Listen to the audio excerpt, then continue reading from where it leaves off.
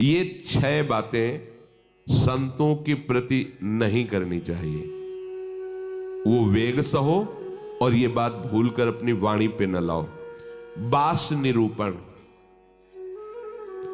किसी भी संत महात्मा वैष्णव के विषय में ऐसा कहना, ये तो महलों में रहते हैं या ये तो गांव में रहते हैं, ये तो इनको तो गंगा किनारे या स्मशान में कहीं खंडहर में रहना चाहिए, बाबा जी हैं ऐसे वैसे। वास निरूपण करना, तभी जब अहम जागृत होता है तो संतों के प्रति टीका टिप्पणी शुरू हो जाती है। वास निरूपण, किसी भी संत महात्मा वैष्णव के प्रति उसके वास के विषय में बोलना।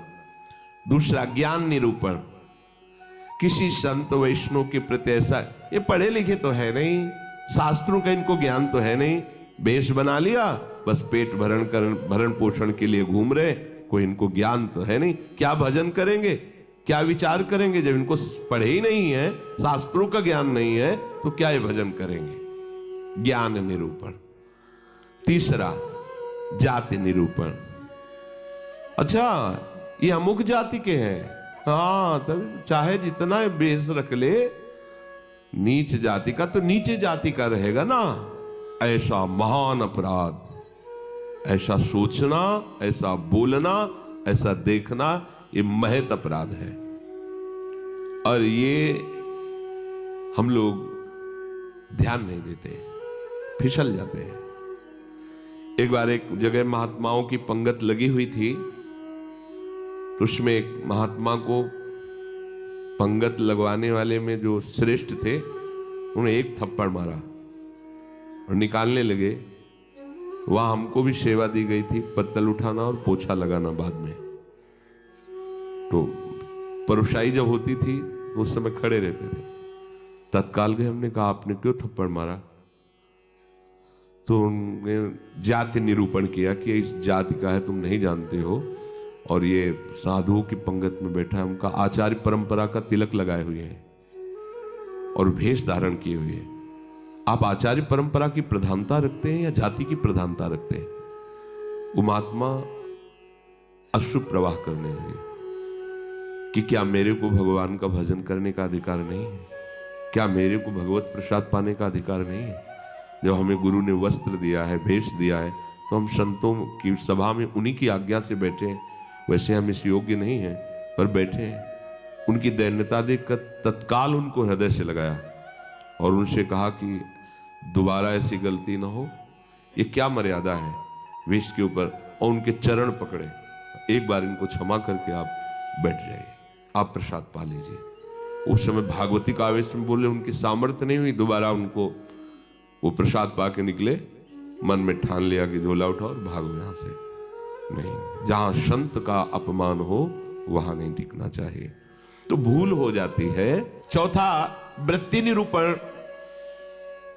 किसी महात्मा को देख के कहना ये ना हाथ में माला है, हमें खास तो भजनानंदी तो लगते नहीं, पड़े रहते हैं, इधर खाते उधर खाते, भंडारा खाते डोलते हैं। बिल्कुल नहीं, तुम क्या जानो कौन सी क्या वृत्ति है। एक भजन की ऐसी भी वृत्ति होती है जिसमें माला विक्षेप होता है, भजन में सहायक माला होता है, और एक भजन की ऐसी वृत्ति होती है जिसमें माला विक्षेप होता है।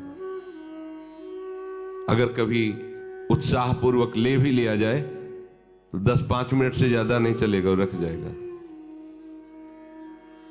स्वाभाविक छाया हुआ है, अब वहां मन का चलाए तो विक्षेप पड़ रहा है, गिनती करे तो विक्षेप पड़ रहा है, चल रहा है। अब आप क्या जाने, आप माला देख के तो जान जाते हैं कि जप हो रहा है, लेकिन बैठे हैं, टहल रहे हैं, तो आपको लगा खाली टहल रहे हैं। नहीं, ऐसा नहीं।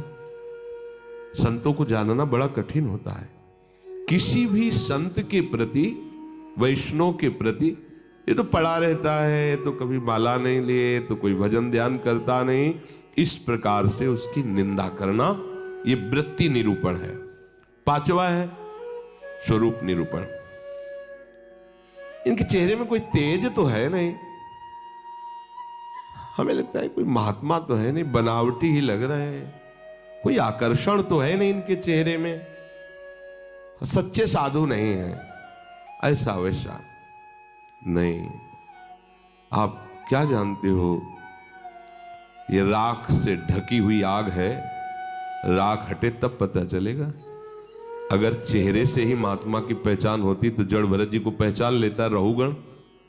और साधारण सत्संगी नहीं, कपिल भगवान से सत्संग करने जा रहा है, कोई साधारण सत्संगी नहीं, महापुरुषों का संग करने वाला है, फिर भी नहीं पहचान पाया राख से ढकी हुई आग को। जड़ भरत जी जैसे महान ब्रह्मभूत महापुरुष से पालकी उठवा दी।